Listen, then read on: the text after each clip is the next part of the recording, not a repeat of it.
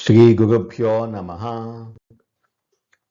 శ్రీకృష్ణాయ పరమాత్మనే నమః. భగవద్గీత తెలుసుకుందాం అనే యూట్యూబ్ ఛానల్కు మిమ్మల్ని అందరినీ స్వాగతిస్తున్నాను. ఆ శ్రీకృష్ణ పరమాత్మ ఆశీస్సులు మనందరిపై ఎల్లవేళలా ఉండాలని కోరుకుంటూ భగవద్గీత గుణత్రయ విభాగ యోగంలో ఈరోజు మనం 6-7 శ్లోకాలను తెలుసుకుందాం. ఇంతకుముందు శ్లోకంలో సత్వ రజో తమో గుణాలు మనిషిని బంధించే తాడుల్లాంటివని తెలుసుకున్నాం. ఈ 3 గుణాలలో మొదటిదైన సత్వగుణం స్వభావాన్ని మరియు అది మనిషిని ఎలా బంధిస్తుందో ఈ శ్లోకంలో చెబుతున్నారు స్వామి. 6వ శ్లోకం. తత్ర సత్వం నిర్మలత్వాత్ ప్రకాశకమనామయం సుఖ సంగేన బధ్నాతి జ్ఞాన సంగేన చానఘ. పుణ్యాలు చేయడం, ప్రశాంతంగా ఉండటం కూడా ఒక రకమైన బంధమే అని చెప్పే అద్భుతమైనటువంటి వేదాంతం ఇది. తత్ర సత్వం నిర్మలత్వాత్ ప్రకాశకం అనామయం. స్వచ్ఛమైనది, ప్రకాశించేది, బాధలు లేనిది.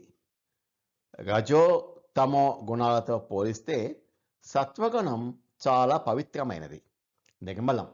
ఇది దుమ్ము పట్టని స్వచ్ఛమైన అద్దం లాంటిది.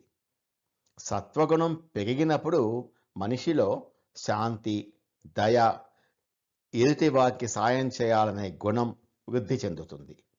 మనసులో ఎలాంటి పాపపు ఆలోచనలు, భయాలు, మానసిక రోగాలు, అనామయం ఇవి ఉండవు.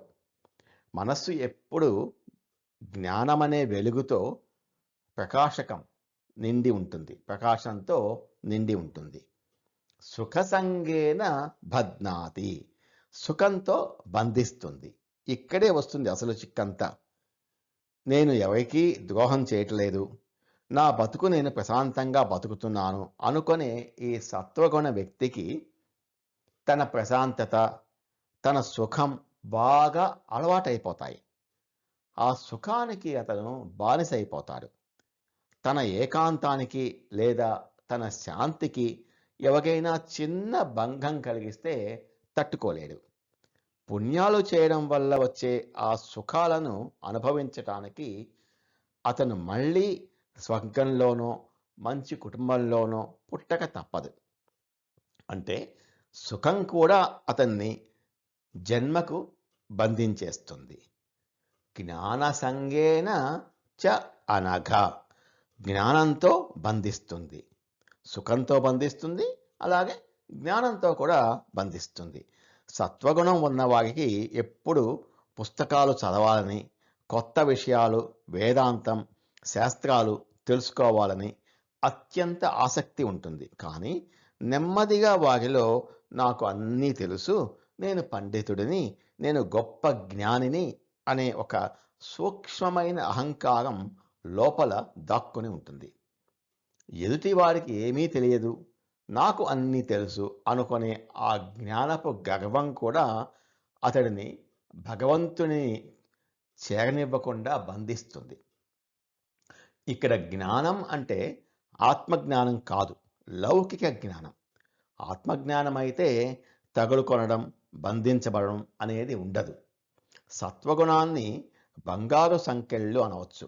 బంగారం ఎంత అందంగా మెరుస్తున్నా అవి కూడా స్వేచ్ఛకు కట్టే సంకెళ్ళే కదా, స్వేచ్ఛకు బంధం కలిగించే సంకెళ్ళే కదా.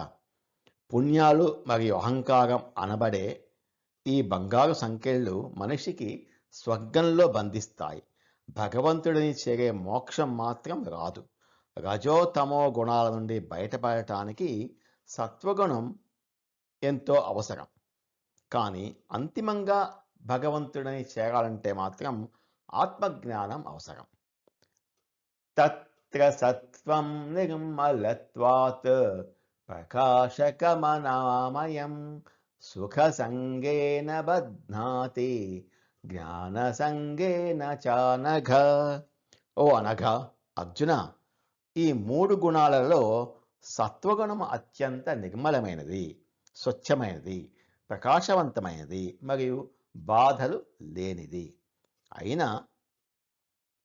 అయినప్పటికీ జీవాత్మను సుఖం మీద ఆశ, జ్ఞానం మీద ఆశ అనే తాడులతో దేహంలో బంధించి వేస్తుంది.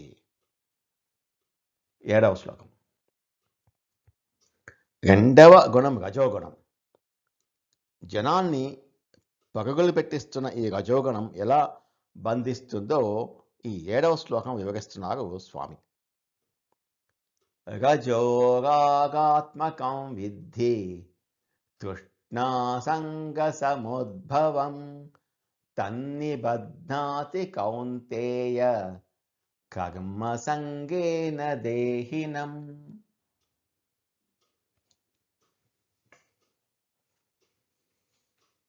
ఈ శ్లోకం నేటి ఆధునిక సమాజానికి కరెక్ట్గా సరిపోతుంది. రజోరాగాత్మకం విద్ధి. రజోగుణము రాగముతో కూడినది. రాగము అంటే ఒక వస్తువు, ఒక వ్యక్తి, హోదా లేదా డబ్బు మీద విపరీతమైన ఆకర్షణ కలిగి ఉండటం. Passion and attachment. కళ్ళు ఒక అందమైన వస్తువును చూడగానే అది నాకు కావాలి, నా సొంతం కావాలి అని మనసు ఆరాటపడుతుంది చూసారా, ఆ ఆరాటమే రజోగుణం. ఇది ఎప్పుడూ ఒక చంచలత్వాన్ని, ధృతి, పరుగును సృష్టిస్తుంది. తృష్ణ సంగ సముద్భవం. తీరని ఆశల నుండి పుడుతుంది. తృష్ణ అంటే ఎప్పటికీ తీరని దాహం. ఒక కోరిక తీరగానే దాని స్థానంలో ఇంకో కొత్త కోరిక పడుతుంది.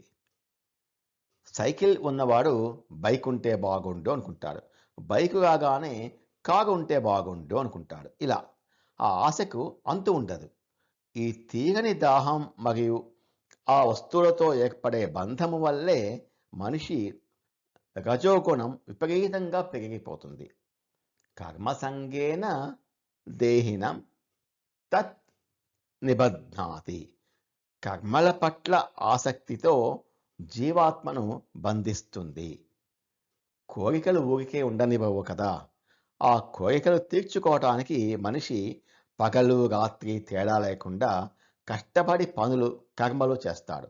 కానీ ఆ పనులు దేవుని కోసం కానీ లేదా సమాజం కోసం కాకుండా కేవలం తన స్వార్థం, తన కుటుంబం, తన కీర్తి ప్రతిష్టల కోసమే చేస్తాడు. నేను చేశాను, నాకు ఈ ఫలితం, లాభం దక్కాలి అనే ఈ అహంకారం మరియు కర్మల పట్ల వ్యామోహమే కర్మ సంగమం.